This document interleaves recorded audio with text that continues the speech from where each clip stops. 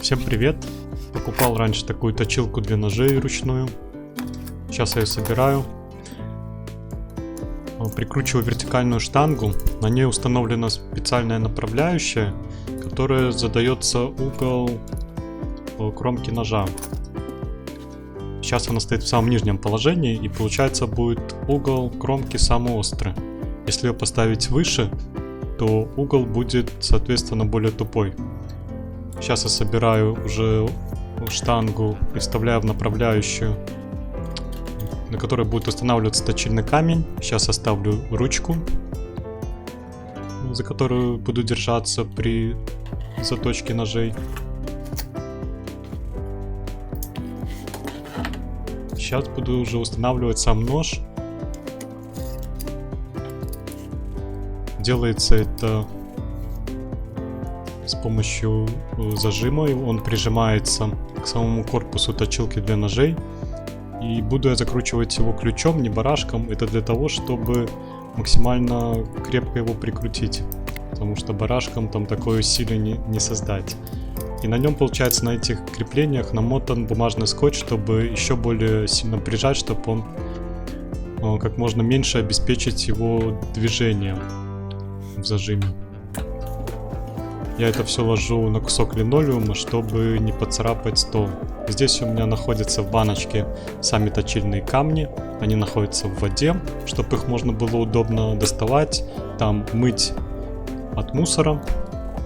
Сейчас я устанавливаю за счет пружинки сам точильный камень. Этот камень такого бирюзового цвета, у него самая высокая зернистость. То есть он больше всего снимает металл. И сейчас уже начинаю такими движениями производить заточку самого ножа. Как я уже сказал, у меня вот эта направляющая стоит в таком положении, чтобы создавать самый острый угол заточки. Самый острый угол кромки. Я ополаскиваю точильный камень, чтобы убрать лишнюю грязь. Сам процесс достаточно трудоемкий оказался.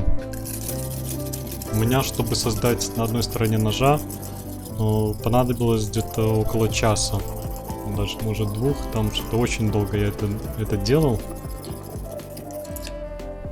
И тут надо смотреть, конечно, насколько сильно нож затуплен. То есть этот нож у меня достаточно толстое, у него лезвие, и он сильно затуплен. Поэтому этот процесс становится очень трудоемким. Вот я показываю, как начинает формироваться сама кромка.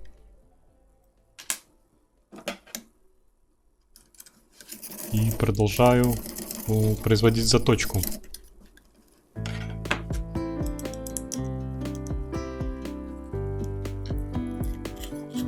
Лучше, конечно, затачивать ножи, у которых уже была заточка на наждаке.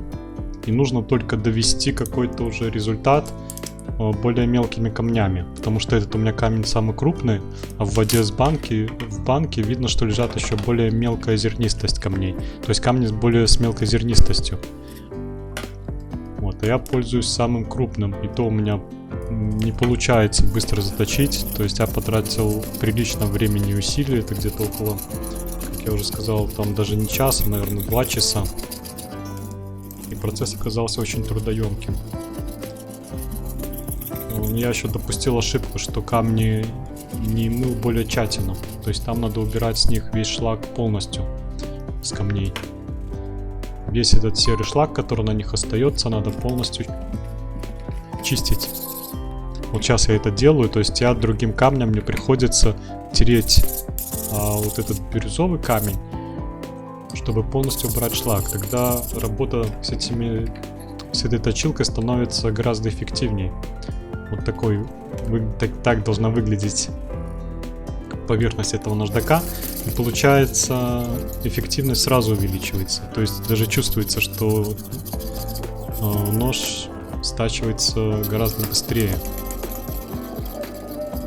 Вот. Процесс все равно оказался, как я уже сказал, очень трудоемким, поэтому надо сначала на наждаке это стачивать. В итоге получилась с одной стороны вот такая вот кромка. Это еще не обработанная сторона. Другая сторона уже обработана, вот так она выглядит. Поэтому я сделал вывод, что сначала надо это сделать на небольшом наждачке, сточить, а потом уже можно довести камнями на ручной точилке. Поэтому всем спасибо за просмотр, ставьте лайки, подписывайтесь, всем пока.